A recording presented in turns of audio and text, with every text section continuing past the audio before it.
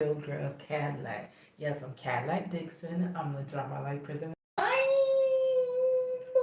Legally blind artist that is rapping and painting for justice. Hoping to see justice before all phase two bled. Yes, his your girl Cadillac. Anyways, coming through today.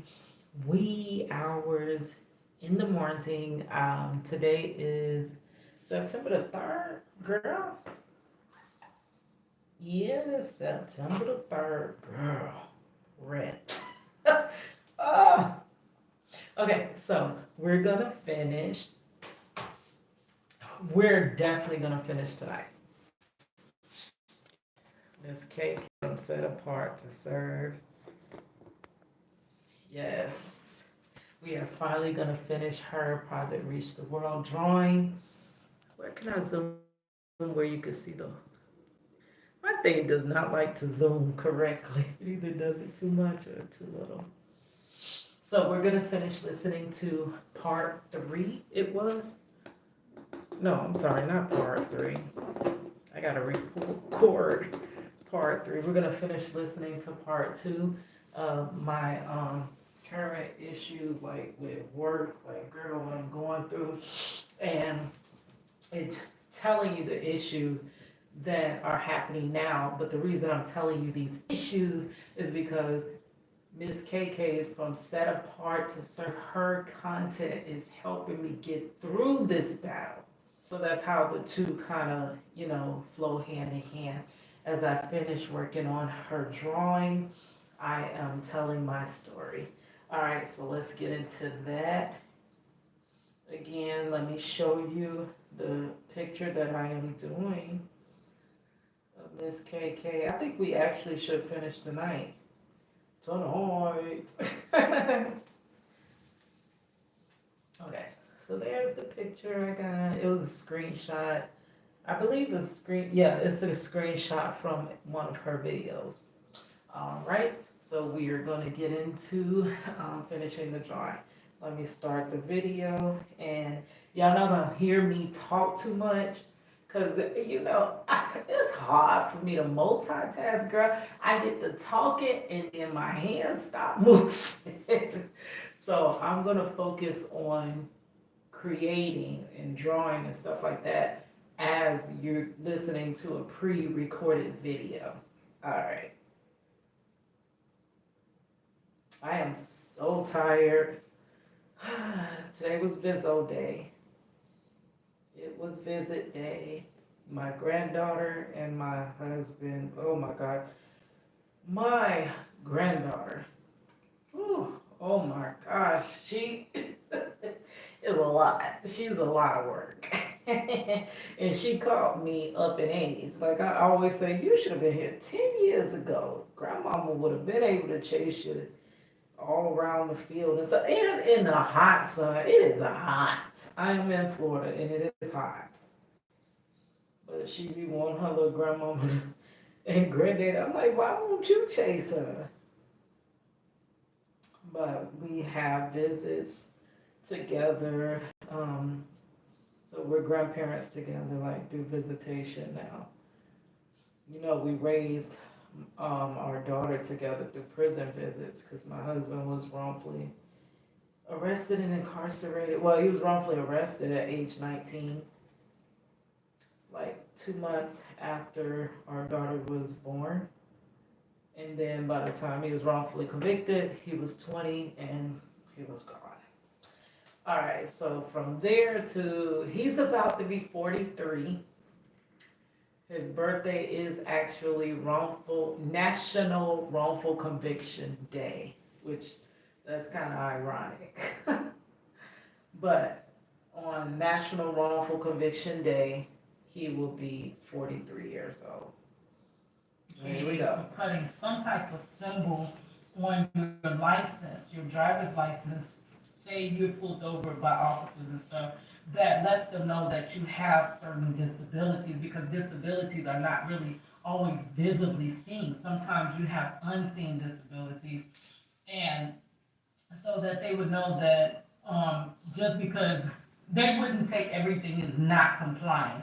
maybe you cannot do certain things. Like it was one guy that was flipped over in a wheelchair, and they told him to get out the vehicle, and he was telling them, "I literally cannot. Like I would love to get out this vehicle, but I can't." And they proceeded to do him very, very, very, very unjustly. If I can find that story, it is it's hard to watch this type of stuff. Ugh. Oh, it's hard to watch that type of stuff. But I'll find if I can find that video, I'll link it with a story or something. But yeah, to let them know that hey, this person has certain issues that you may not be able to see, but when you're interacting with them, just know. It's even people that it was a case here in Florida where a person with epilepsy, they were epileptic, they were teased, like literally, like so people don't always know what's going on with you, but if we actually treated people, honestly, if we treated people the way we would want to be treated, we could avoid a lot of these different, injustices. Because you wouldn't want nobody treating you like that. You would not treat your child like that. You would not treat your loved ones like that. So why are we treating other people, mistreating other people like that when you really don't even know what they're going through, right? They don't know what you're going through, but you don't know what they're going through either, right? So I don't know, but we don't like to come to the table like that. So the management knew the issue that I was dealing with, but they're not just all like attached to me. Girl, it's fine. I'm sorry, I gotta cut the internet on. I would make so much noise. Um, okay, but it's hot. And use my rapper word, it is hot. Yes. So she was telling me what, training me on each position. And as I'm going through training, I'm like, okay, well, I believe I could do that. I believe I could probably do that. Yeah, that don't seem like that's too much. But for me, until I'm actually on the job, I don't know if it's going to be an issue for me with my repetitive motion and stuff like that. Okay, so basically my job, I work in a restaurant, old school restaurant. So you take the person's order on the register, then it's handed over to, it sends to a screen in the kitchen, and then there's a screen that is out on, like the other side of the kitchen, like kind of out behind the counter. Now, both of them get the orders. So the person that's on the outside of the counter, when they get the order, once the kitchen has prepared it and put it up and say order up, basically that person is the one that puts all the like say you got four people eating, they put all the table numbers together, and then they take that whole order out to that table. Or if they're unavailable because they're steady putting like groups of the food orders together, they will have somebody else, they'll ask for a runner. Can you run this food to this table? Can you run this food to that table? So that person basically there kind of does the delegation of the orders, right?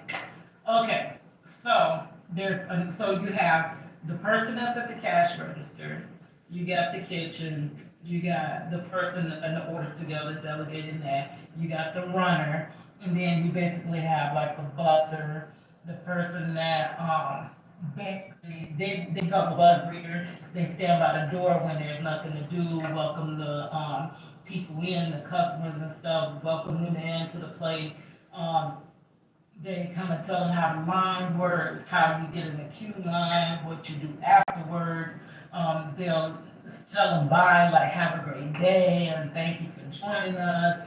And they'll run over to their table, bust their table, take all their dishes away, wipe the table down, sweep, wipe the seats, and then, just keep doing that. They also will like refill glasses and cups and beverages and stuff.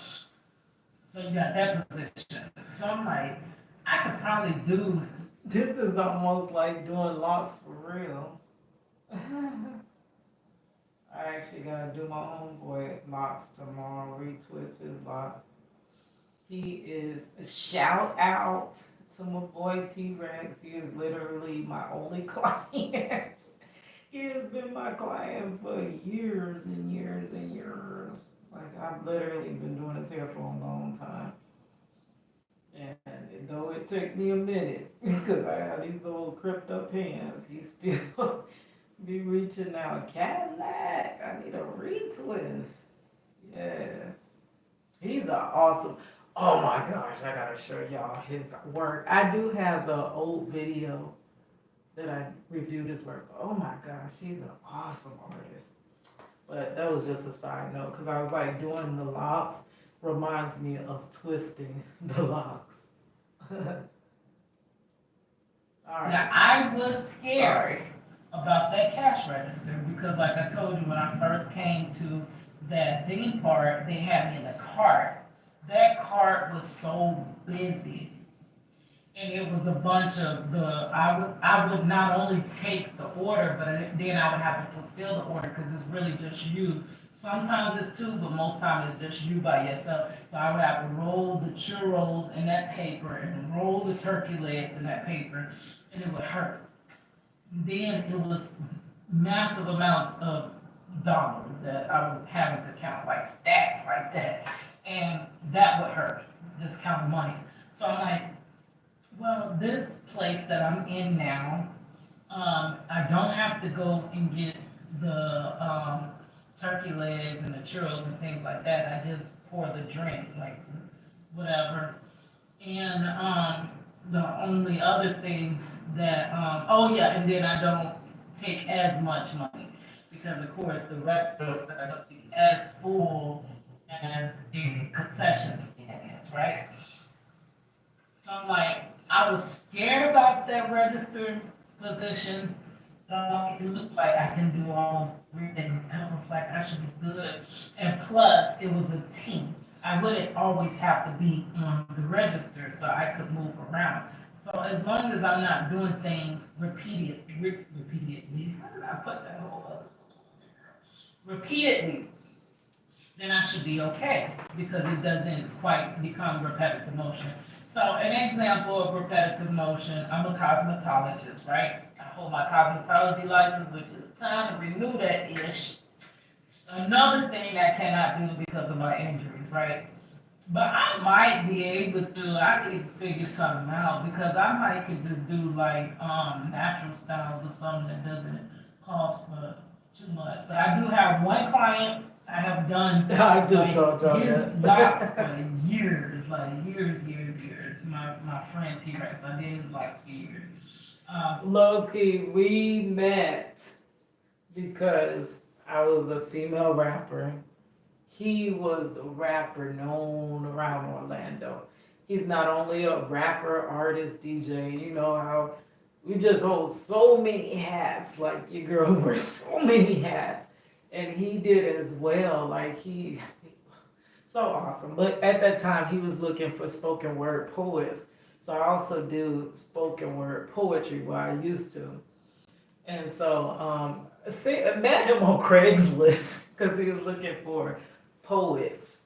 And ever since then, been doing rapping together and been doing like art. It's always, whenever I'm doing his hair, it's always like, oh, what you up to now, Cadillac? And then what you up to? He done did some movies. He done did some of everything. His albums, like it's just so much. And he's so creative. And he actually does real hip hop. Like hip hop is literally like going to bed, for real. But he does real hip hop. That hip hop I fell in love with, where they were using music as not just, it wasn't like I have this one. Hip hop was in the streets, not industry. It was raw, rough, rugged, it was gritty. Hip hop shed light on things that wasn't mainstream, but not every picture that it paint was pretty. Hip hop was an expression of things that we've been suppressing, and now we the people finally had a voice. Music is so powerful. We don't tap into that no more. And now the same art form we created now exploits us. Yeah. It's like that. Oh, I forgot my drum. It's your girl Cadillac. Can't forget that girl. But it's like hip hop used to actually be real art and it made real differences. But now I don't know. It's like they realized how powerful it was, and they took that art that finally gave us a voice, and it's like they weaponized it against us. It's like this picture getting off this canvas and coming and attacking me. My art now attacking me. Our art, our hip hop is now a detriment to our communities. Like, it's crazy. That's why my heart, I love music. I used to love, like, I had that, what was it, Sweet 16? I fell in love with the game, but the game ain't show no love back. A matter of fact, the game done changed and I can't sell out to be next at bat. See, everybody and their mama got demos. Everybody and their mama riding limos. And every last one's the next rap sensation. I fall back to that's a real competition. Cause my heart just ain't in it no more. Me selling out just to sell a show? Heck no. You know they ain't doing all that they say they do. You know they ain't flipping bricks like they say they do. Music that show enough lost its meaning. Until it get it back, I guess it lost me then. Like a glass of milk left out for hours. It was my passion, now my passion gone sour. I fell in love with the game, but the game ain't show no love no back. Matter of fact, the game done changed and I can't sell like the be next at bat. Oh, it was, hold on. Sweet 16. Hold on. You know when you ain't did your lyrics in a minute, you can't remember them. Hold on. How does it go? The chorus was about my sweet 16. Oh, yeah. I guess you could call that my sweet 16. But it just ain't as sweet as it used to be. It was love at first bar. I spit 1 and 15 followed. I guess you could call that my sweet 16. But it just ain't as sweet as it used to be. Yes, my sweet 16. I used to love music, girl. But when they started, I don't know, they started doing some crazy stuff in music. And I was like, I cannot. I just cannot. Right, so I did his box here. Um, I might do the kids here, my daughter, my nephew. Sometimes I do my and not too often. I be trying, I do try. But sometimes I just ain't got time to do it, right? And they always say that a cosmetologist, they do not go by what they look like, right? Because they the last one to do their own hair, right?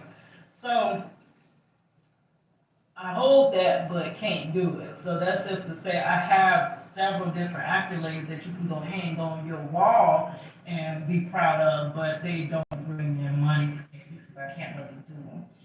Okay.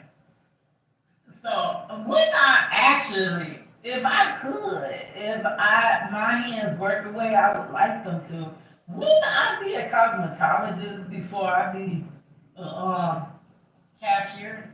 Like literally common sense. Would I not be doing that if I had the full ability to do that? Would I not be a graphic designer? Because there's people hiring for graphic designers. They do not hire for slow graphic designers that it takes them much longer to fulfill those quotas, right? I would literally not even be there if I was 100% whole. So, but they're not looking at that. They don't care nothing about that. They feel like you are just being lazy like they being lazy. They know they being lazy, so they think you being lazy too. They don't know you're going through issues. So, when I first came there, the first day after my training, she was so nice, and I didn't realize she didn't work with me all the time like that. So when I got there, it was another girl. I cannot remember her name.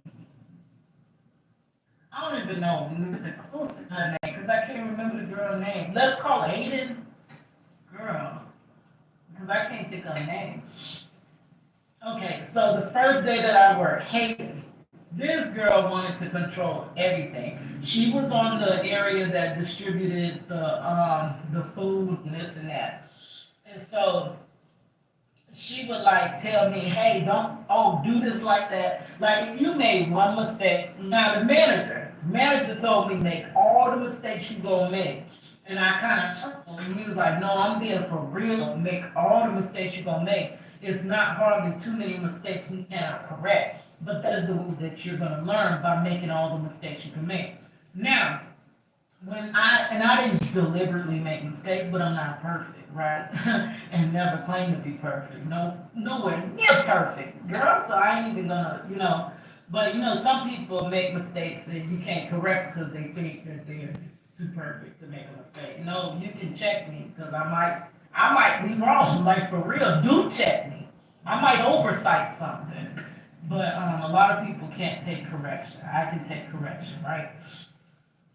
So she all up, oh, you left this off the order. Oh, you messed up this order. Oh, you forgot. So they would jump on you, like literally, or you took their order, but you forgot to give them their drinks. You gotta give them their drink, the person at the register.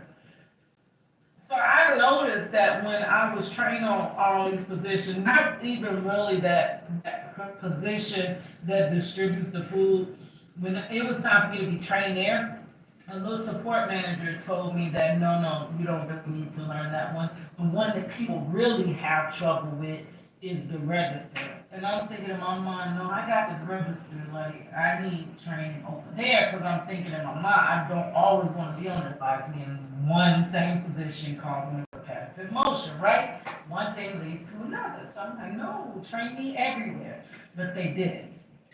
So it came up to where basically I was just ending up on that register. And they would harp on anytime you make a mistake, this, and that. So I remember one day I had took the order. And girl, Hayden, she was looking for the table number, because we would put in the table number and then put in their order. And she couldn't find it. So she's looking around the dining area and she's like, where's this number? And so I'm like, I don't know what a number is. Now, I haven't told nobody I'm legally blind, right? I'm legally blind, I got holes in my sight. I do have some vision. I think it was before I even had my contact with the great vision. I literally was blind, didn't see nothing for years. Like, y'all know that testimony where I was saying I have been. I couldn't see my face in the mirror. I couldn't see my hands. I couldn't look down and see my feet. And literally, when my daughter would get a couple feet in front of me, I couldn't even recognize my daughter. It was like I would, every little girl, I'm thinking that's her. And she used to think that stuff was funny. Funny. Oh, I remember being in the library one time and someone waved like that. I'm like, all right, hey. They waved. And I'm like, all right, hey. And my mom's, Kita, you don't know who I am? And I'm like, oh, it's not. And I wouldn't let people know how bad it was, right? But I didn't even recognize my own mom standing across from a desk. I remember people's silhouettes. So when you start losing ability in one area, you start strengthening ability in another area. So I remember the way people walk. I would remember all types of things. So other things kick in. So I could see better with my contact. That was before my getting my contact, my special made contact, that I was actually able to see. And after years, I was able to see my face, and then I was able to see my daughter's face and stuff. Yeah, my vision, I started realizing, was fading, and I didn't know what. I literally went from able to see clear across a long way in 2002, and by 2003, I started not being able to see too far ahead of me. So it's like my vision just went. Well, my left eye just went from seeing to going to bed. The right is a slower progress. If anybody know who August Alsina is, Alcina, he actually has the same thing that I have, keratoconus. But see, he had the little money's girl. And he caught it early enough. They have this little cross-linking stuff you can do. And he was able to stop the progression of it. Well, I didn't even know what it was, and I got misdiagnosed so many times that, all I know is my vision was here and now it's gone. So I didn't know what was wrong with me. And finally, when they took my driver's license, my sister had referred me to her eye doctor. And I finally, after years, found somebody that knew what was wrong with me and said, "Oh, good and bad news. Your eye is going to rupture, and you're going to need a cornea transplant. But in the meanwhile, we can make a contact for you. So you'll be able to have better vision than you have." And when he was able to fit me with a contact, I looked in the mirror after years and seen my face in the mirror. I literally could not. I didn't know I had wrinkles, girl. I didn't know I had the lines. I didn't know none of that. Because I thought my face was smooth, girl. Smooth like a baby's booty. But no, it wasn't. And I see my hands. I could see the texture on my hands, how my skin actually looked. And I hadn't seen in years. So that happened in 2000 and I think 11 or 12-ish. So from 2002 to 11, baby, my vision was gone. I was literally legally blind to where I did not see nothing. So I once was blind, but now I see for real. Um, but yeah, it does have its challenges because I don't wear a regular contact, and I only have one because the other eye going to bed. It's time for surgery. It's time for transplant, but So I work off the one eye with the contact that improves my vision enough to function. But I still got holes in my vision. So I deal with that like at work. Let's see my daughter's face and stuff. Right? So now I got the contact, but it doesn't solve all my issues. I still have some issues, some holes, whatever. So I look at things like color or this and that, or sometimes I'll walk in clothes and I have to double tape, stuff like that. I do little things that you may not notice that I'm doing, but I'm doing it to figure out the situation. So I'm like, I don't know where the number is. And so she's walking back and forth and she can't find the number. Now, let me tell you, they did not like me when I came there. Because, girl, my customer service is top notch. Everywhere I go, I'm telling you, I am not that crabby person. You're going to be like, oh my gosh, I love my server. Like, anytime anybody comes in and is actually served by me, they are giving rave reviews to the people over everything, whatever. And I was coming in, hey, welcome to such and such place. Thank you guys for joining us. Please just take a look at the menu. Like, I'm literally smiling and I'm being nice and courteous and intending to them before they can even ask me questions. And people are taken aback because you don't get that. And I was surprised that, that was our standard in the area I had came from when I was in the restaurant that was cartoon thing. You would get written up for not smiling. I was like, look, it hurts to smile. It literally used to hurt me to smile. Like constantly smile. That's because I got TMJ in my jaw. But that's from the herniated disc. But it literally would hurt. I would get headaches after smiling all day. But I still did it. Right? So I come in and I'm courteous, I'm smiling. They all Krabby Patties and whatever. And another thing that's so awkward about my situation, I have conflicting disabilities. Okay, so what makes it hard? Okay, I have conflicting disabilities. So I have the disability with my eyesight, right? I'm legally blind. And then I have the disabilities of carpal tunnel from being a hairstylist, and also the compounded disabilities from my slip and fall, which affected my spine. So those are, most of the things, the carpal tunnel, the TMJ, the pinched nerves, all of that deals with your spine. You know, so we'll round it to three disabilities. It's the spinal column, the carpal tunnel, which is the hands, which you need your hands for everything, everything, and then the eyesight. So we're gonna narrow it to three disabilities, right? Okay, so to get my transplant, I have to have top-notch health insurance. I have to keep the highest level of health insurance, right? So to be able to, whenever my eye does rupture and I need this transplant, to be able to get it, I have to have the highest level insurance, right?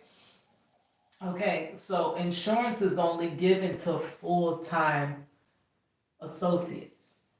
So you can only get that highest level, because I think like part-time associates only get like a dental plan, and they get like a regular eye, like it's just for a basic eyeglasses and a regular um, eye exam each year. Well, I need eye mapping. I have special made contacts, and I need a whole, surgery and transplant. So it is not, it's an eye specialist that I need to see. And that is not covered under, regular insurance. So I have to take the highest level insurance that, is the most you can get, right? For my eyesight. But the injuries, such as the carpal tunnel and all the issues with my spine, cause it to where it's difficult for me to work full time. So that's where the conflict comes in. I have to work full time, but it's very challenging to keep working full time, which I always come into my job, and when I say I know that ain't got nothing to do with nobody. That ain't nobody's fault. That ain't got nothing to do with nobody. I don't hold that against nobody. I don't expect no special treatment, no nothing. But I do expect, when I'm going above and beyond my limitations, I'm not even doing this. This is the grace of God that I'm even, to be honest with you. My chiropractor was like, it is amazing that you are still walking. You're still walking. And you made it into my office before, because I'm telling you, I'm to the point where when I first came there, I was about bone on bone. That's wheelchair bound. Or, not being able, and I hold a job, I hold a full-time job. So I'm not only overcoming the stuff with the regular, stuff you have to deal with. I'm already battling with myself that wants to give up, that wants to give into these disabilities, that wants to say heck with it. I mean, I'm just gonna have to quit, and then do what? What do I do once I quit? Because rent keep coming around. Like I told you, it's already the third. So what I do then? And then people are like, well, why don't you just file for disability? That's not what disability, I'm not trying, that's a whole nother thing too. That's not even this story here, but that's not really, the thing at hand. If I'm working and my doctor is telling you it's issues with me, so I ain't making them up. I be walking around, you would think I am healthy as day. You don't realize They didn't even know, once you listen to the story, they didn't even know I was legally blind. How did I get around all that time and they didn't even know I was legally blind? You don't know I can barely walk. Because you see me walking, and I look to be the picture perfect of health, you know? But I'm already battling myself. The Keita that wants to give up and give into this, and the Keita that said, no, get back up, get back up, get back up. And like I tell you all the time, I want to give up. I don't know how to give up.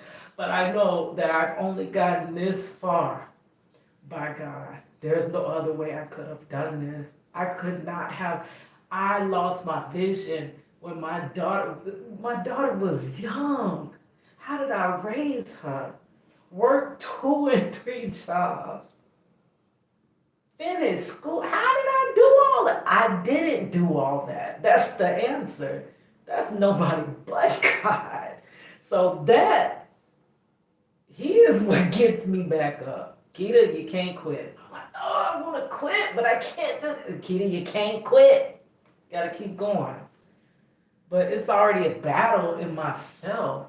But then on top of that, compounded, I got a battle with this, what do they call it? Politics on the job or whatever. Like it's crazy. It's a lot.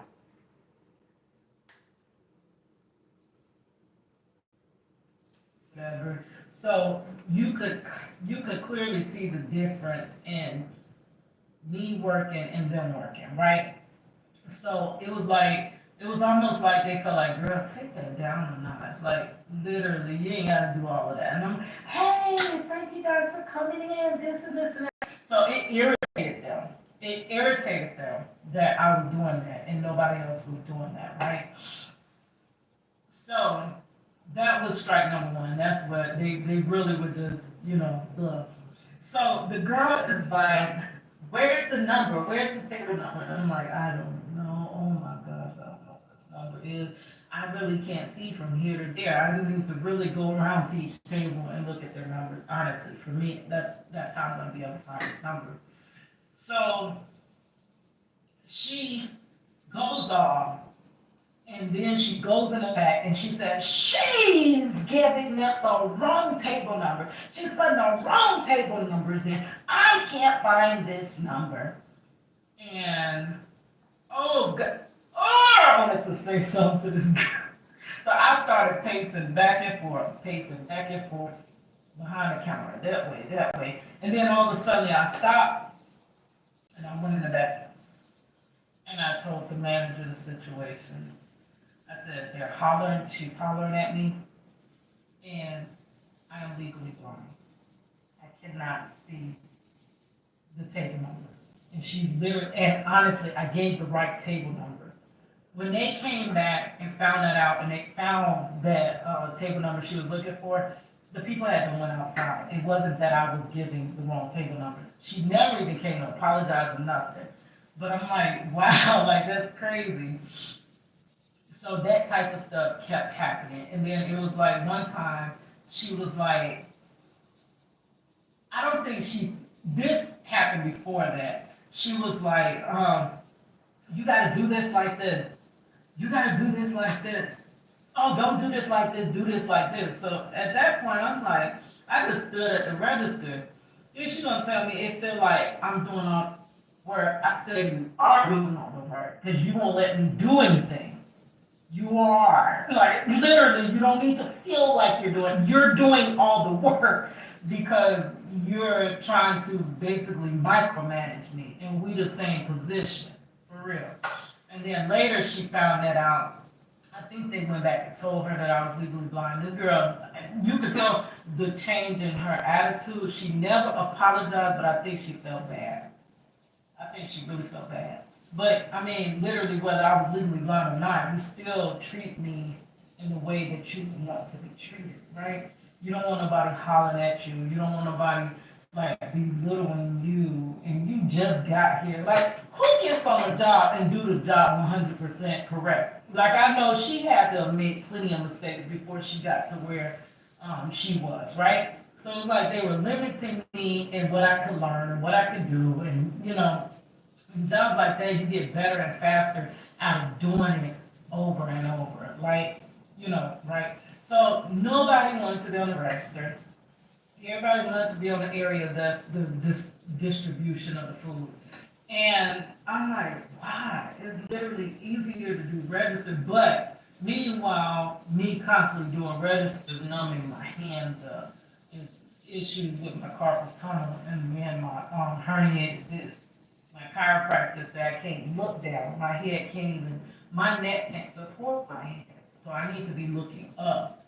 I need to, as much as I look up, look up. So looking down at a register for hours, staring in one spot is the worst place I could be. But that's where they always pin me because they didn't want me to be in their area. Okay, so the reason they wanted to keep and man these areas was because those were the areas where you could talk with your friends. Those were the areas that you could play on your little phone. Those were the areas where you could get through your shift, right? So nobody wanted to do register, but their reasons was because they wanted to chit chat. I literally don't even talk to nobody. And even the girl that I was talking with my friend, we didn't even talk through a whole shift. I barely could say hi to somebody before someone, hey kiddo, blah, blah, blah. Y'all gotta stop all that talking. And they can talk, they can lean, like it's fine. Bro, I would love to lean sometimes, how bad my back be hurting. But I won't be leaning. If I have to, I'll go to the bathroom and I'll stretch for a minute. I get my muscle rub cream, rub it on me, and then I'll go back to work. Or I get some ice, put it in a glove, ice the area that's hurting my back. I put it on my back. You don't even notice I'm doing these things, but these are the things I do to get through my shift, right? But they would, they be tripping, right? It wasn't for the same reason they didn't want to do the register. I literally can't do the register all the time. It's starting to interfere with my life, right? And y'all just don't want to do it because y'all want to be free to play, chit chat, hang out, make your shift go faster, right? Wouldn't I want my shift to go faster too? Yeah, do you think I don't want my, that's when I would be thinking about my YouTube topics I'm gonna do. That's when I'll be thinking about my songs, my poems, my things like that. Like, do you think I don't want my shift to go as fast? Like, instead of chit chatting and talking with the other team members, I don't do that. I'd be like focused on whatever I'm doing. Like, my mind be on whatever creative things I have going on in my life. That's what I'm thinking. Oh, I can't wait to get off to record this video. Oh, I can't wait to get off to do this. Or I can't wait to get off to do that. That's what my mind be at while I'm at work. And there's like, we got chit chat, right? So one day I was like, you know what? I told the manager, I want to do more than just the register. I still hadn't told that, hey, this is hurting. This is hurting. Like that. It's to the point where I'm going home with numb hands, like nuts. And I just said, can we rotate? Can we please just rotate? Because I don't think it's fair that I'm always in this one spot. I want to learn other things. They're hindering my growth. And they would say, oh yeah, sure, we could rotate. And constantly, I would be stuck right there. It was never a rotation. So I'm like, I want to rotate. I don't always want to do register, right? I need to be able to do other things besides register. Oh, sure, yeah, we could rotate, and then we don't rotate. Or we'll rotate between maybe 1 or 2 people that are willing to do the register, which this day job. How you gonna tell day job that you ain't gonna do your job, right? How you gonna tell them what you is and you're not gonna do? Like, I don't understand that. I've never been able to go to a job and tell them, I'm not gonna do this. Oh, I'm not gonna do that. I'm not gonna do your. I ain't never in my life been able to do that on a job. Nor would I. What would be the purpose of that? These people employing me, how I'm gonna tell them what I am and I'm not gonna do. Now it is respect. You're not gonna disrespect me. You're not gonna just like when she was trying to go off on me because she did because them folks went outside. Like that had nothing to do with me, right? I'll say something neat, but it was like I'm not gonna just come on this job and tell you what I am, I'm not gonna do and this and that. But employers literally allow that now. Like I don't understand that, but they do. They allow their workers to tell them what they is and they ain't gonna do. Right? But let me try to say what I am and ain't gonna do. I ain't gonna do your register. And I literally have a legitimate reason of not doing a register, right? But it would be a problem. I'll be called in their office quick with the quickness, right? So, it was one time that they tried it, and it was, they put this one girl on the register, and she had a boyfriend that was the cook. So she wanted to be in that area so that her and her little boyfriend could chit chat through the window. Hey, how you doing? Yeah, what you doing after work? Pass a little letter and this and that. Oh, give me a fry. Oh, you got a fry. Oh, all that silliness.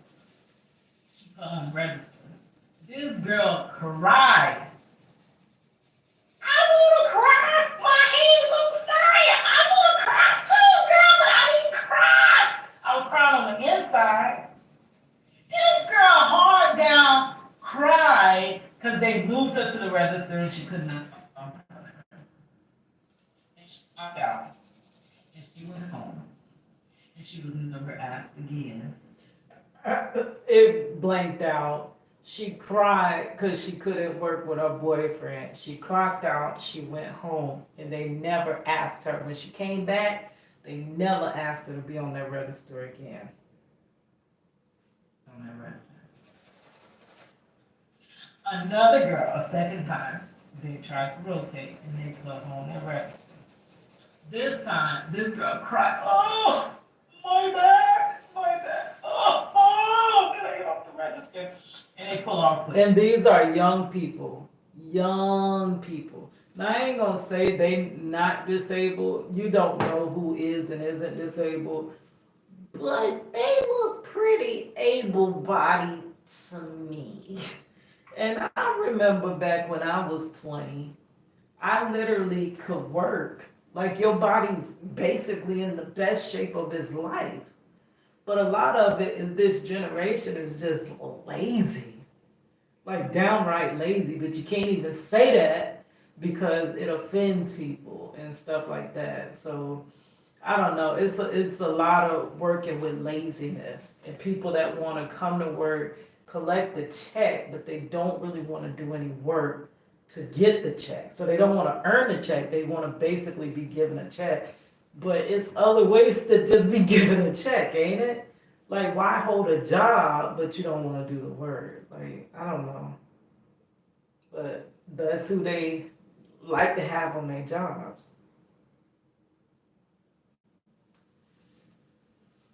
I'm like, so what? Why is it such a problem with me getting off the register? I didn't even ask that I not do the register. I said, can we all do the register? Can we rotate? I asked for fairness. They asked to never be able to be on the register, right? I asked for fairness. That's all I asked for. It's like team lifting. If you ever had to, like I used to unload truck, at FedEx, and it'd be something that was so heavy, they would tell you, do not lift on your own. This is a team lift, right? So two people would have to lift in a specific way to lift to not hurt themselves, right? Think of the register like that. Nobody wants to be on it. They got their reasons, I got my reason. It must be something up with the register. And it would be common sense to think, what that would make difference in you ask, but they I'm sorry, it blanked out again. What I'm saying is if nobody wants to do it, for me, I use a lot of common sense. But if nobody wants to do a certain position, I would be asking what's wrong with the position. Is there anything I could do in the position that can make it more desirable for all of my workers to want to be there? Because if everybody doesn't want to be there, it's got to be something wrong with that position, right? Well, I'm literally telling you why they don't want to be there. Because it's not desirable to be there. But I don't want to be there because it hurts me the most to be there, right? So for different reasons, but because they don't ever want to be there, I would always have to be there, always. So it's like, just if we just take this task that we don't enjoy and just throw it all off on Kita, we'll be good. And everybody's okay with that. That will hurt to them, right? But since nobody wants to be there, that means everyone needs to share in that position. Because it's something about that position that nobody likes. Oh, Like, I you'll gotta be work left in the there, you morning. gotta I gotta go to bathroom, bed you soon. need a drink, like I'm you almost literally done. just there. Yes. Just at that register, and they won't bat an eye, right? So if it's that bad, why not share in it? Why not team lift it? Everyone should have to have a turn there. But they continue Yes. almost every day.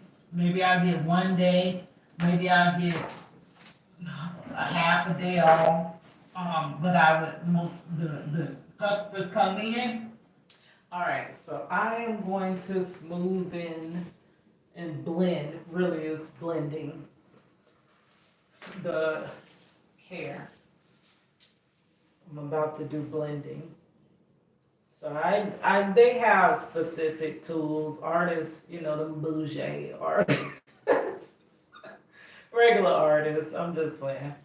They have like blending tools. I get me a paper towel, girl. Or like, oh my God. Side note, I work at a theme park and people come from all around the world, literally, to this theme park. And Englanders say Soviets. And I'm like, the first time someone asked me for a Soviet, it was a little boy. He said, "Do you have the Soviets? Where can I find a Soviet?" I'm like, "A souvenir? Oh, the gift shop's down there." He's like, "No, a Soviet." I'm like, "Well, what do you do with a Soviet?" And he takes his hand and he does like that. And I'm like, "Oh, a napkin, a paper towel." He's like, "Yeah, a Soviet." Girl, so I take a Soviet and I blend it in. All right, so that's what we finna do. But yes, I love it. I love the different dialect from different places. You meet people from everywhere working at a theme park. They will run to get a tray, even if I was like the bus or whatever. They'll run, get a tray, so they can run to the back. "Oh, guests are coming, let me run. I gotta get them up there, because I might get on there, be put on their register." So even when their names were on register, they would run, and they'd say, "Kita, the register, there's a person at the register." And I'm like, "Is my name on the board for the register? Like, is that my register? Like, literally, I can't take the money home. They ain't none of my stuff. This ain't none of my food." But yet they tied me to the register. And I'm like, literally, like, my hand's swole. Like, can you get the register? Like, they would not get it. And then that one person I told you that actually was the trainer that was gracious. I would ask them, like, "Well, what they do when I'm not here? Do they just not ring people up?" Like, and she was like, "No, they have to take it when you're not here. But when you're here, everybody just does that." So I literally broke down and I told her why I can't do the register all the time. And she used to feel bad. She literally would feel bad from that point. So she would kind of try to stay off the register, but then she knew why. So she would actually come back and feel bad and try to take over. And I still had not told the managers yet, which they already had my records or whatever, so it should have been, you know. So I'm coming in on, you know, this is becoming an issue with my repetitive motion. I was like, can we just be fair? Because literally, it wouldn't even become repetitive motion if you didn't always put me in that same location, right? So, I'm like, if we could just fix that, then I don't have to holler out. But they wouldn't fix it. It just kept being that I was always, whatever, always, always. Then at that time, I worked there from, I think I came there in 2021, and I am there now. So this is like 3 years in this position, right? Dealing with the same thing. So 3 years later, the same issue is still going on with that register. Now, before I could kind of deal with it, because at that time I was seeing a chiropractor, basically, weekly. And then at first it was like 3 times a week. Then it was once a week. Then put you down to every other week. Then they put you down to monthly, every, so like that. I think I had got down to every 3 weeks I was going to the chiropractor. And then this chiropractor, because I'm into all types of different treatments, for basically I have to manage my pain because I can't rid myself of pain. My body is not, I have, I have a lot of permanent injuries, so I can't really rid myself of pain. So I get under pain management treatments, and I found a really great chiropractor. Which I was, when I found him, it was so crazy how I found him. I found him at a little festival that I took my daughter to. And he was out there talking about his chiropractic care, how he is cutting edge and this and that. And you know how you get the free consultation. And I'm like, I'll do the free consultation, but I know he can't help me. Ain't nobody gonna be able to help me at all. So I went in for his free consultation, and he did a full body everything. And he was like, it's dealing with something called subluxation, which is basically pinched nerves. When I started with him, I had 5 pinched nerves in my neck. Five Pinched nerves. The nerves are what bring the blood supply to your spinal cord. in my neck. Into the areas of your body to be able to move, right? So right where I have all this pinching, that's a detrimental part of your body that's going from your head to your Yeah, this body. is looking good. Right. And I have all those pinched nerves.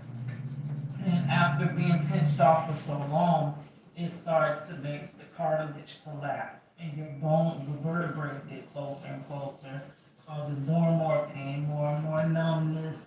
You know, when you're bone on bone, it's not much you can do. So level bone on bone subluxation is like level 4 or something like that.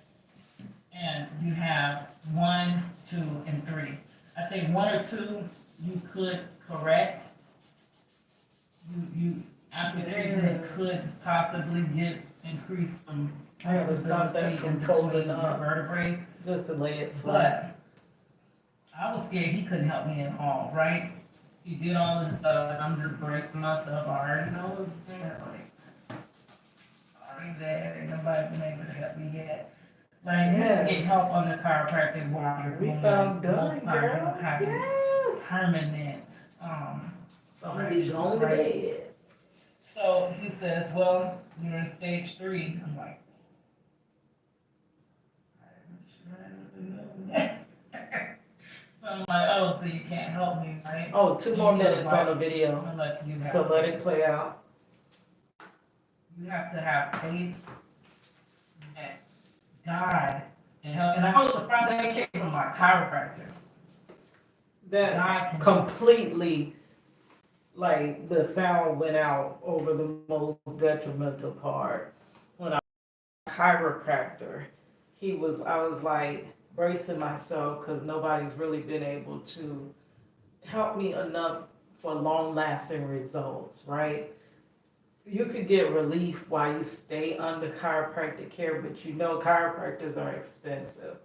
And for the specialists that I go to, though I have that top notch insurance, remember, they don't cover, they usually cover like basic stuff, chiropractic. They're not going to cover the treatment that I found that helps me. They don't cover that, so I pay that out of pocket. And he was like, I was like, are you, I don't, bracing myself for that, you're in stage 3, so it's not much we can do. What he told me was, I cannot help you unless you have faith,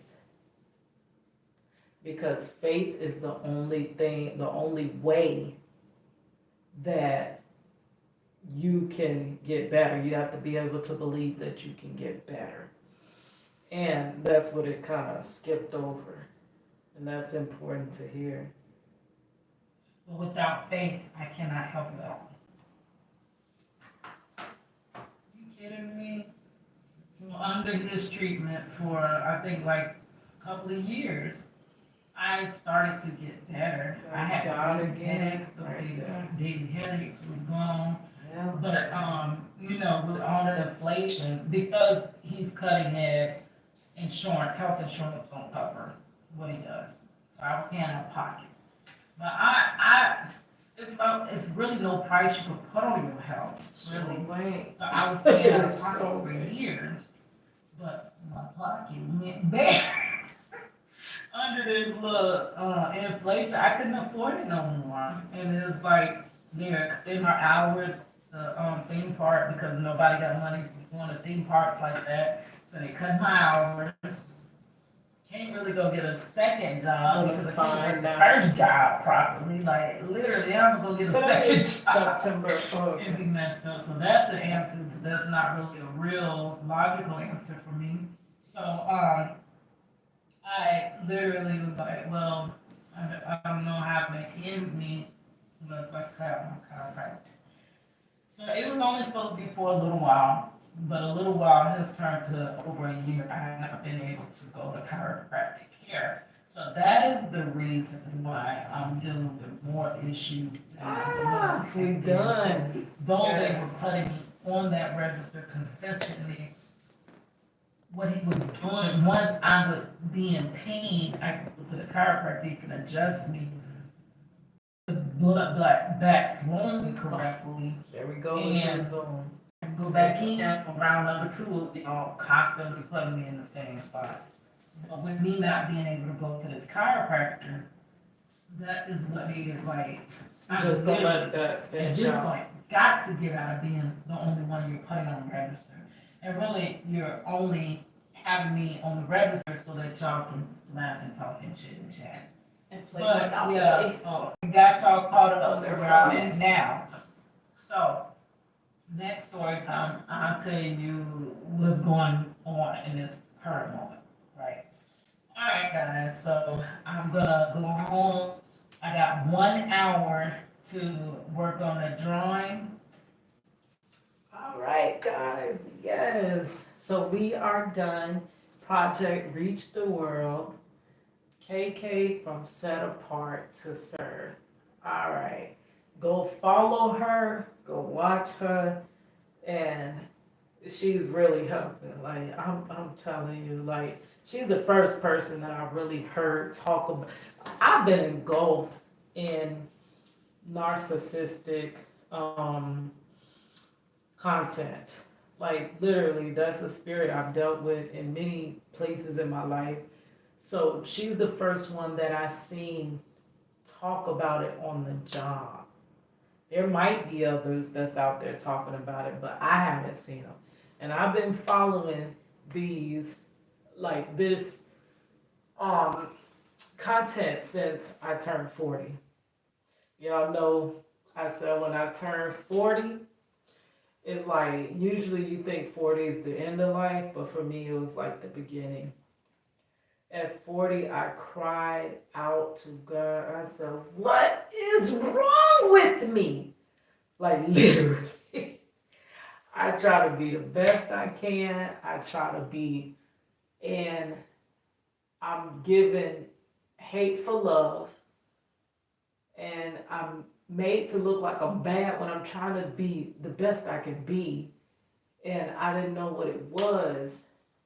And that's when God revealed to me about the spirit of narcissism. I didn't even know nothing about it. I've heard narcissist, but see, we go by what it is on TV. You know, the narcissist is the person, the jock that looks good, or the most popular girl in school that kind of has all her little people around her that, bullies the girl that's less popular. Okay, that could be a narcissist, but the actual real definition of a narcissist, what a narcissist really is, I had no idea. And I had no idea that I was dealing with that spirit within my family, the people who I thought were my support system, um, on jobs, with friends. Like, literally, it is why I ended up being basically a loner, an outcast, a black sheep. And that's a whole nother story. But when I was a child, I remember I was a little girl. I gotta be probably about 12 or so. And at 12, I had this vision. I don't even know if it was a vision or a dream, because I don't know what it was. But it was that I would be alone. And that, it like freaked me out. I was scared. Like, that literally did scare me. And I always thought that, oh no, my vision is coming true. My vision is coming true. Like when my husband was wrongfully convicted, and it's like, I always desired family, because my childhood family, it just, whew, that spirit, right? So I thought I was gonna move from my childhood family to my own family. And when my own family was dismantled, it kept feeling like, oh man, this vision, this coming true. I'm gonna be alone. Like, I literally never, I feared it. I feared that it was coming true. And I never understood, like, in that vision when I was alone, I was like, but who was around? Like, was it, did I have kids? Did I have grandkids? Did I have this? I didn't know, but I just knew that I was gonna be alone. And it scared me. But it's like now being 43 on the other side of 40, see, God started revealing to me stuff at 40. Because literally I was like, this is it. I'm done. I cannot move no further than this. Because my life literally was a repetitive cycle. You see how I said the carpal tunnel, repetitive motion causes me, pain and discomfort. Repetitive cycles in life will cause you pain and discomfort. And it became to where, look, I can't, I don't even know what to do. I can't do nothing. Threw my hands up and cried out, what is wrong with me? And that's when it was revealed to me about the spirit of narcissism. And now that I see it, I see it. Oh, you see it in so many places. Oh my gosh. I cannot stand that spirit. But yeah, so now I understand why I had that vision that I would have to be alone. And it's not so scary now. I got this, your girl Cadillac.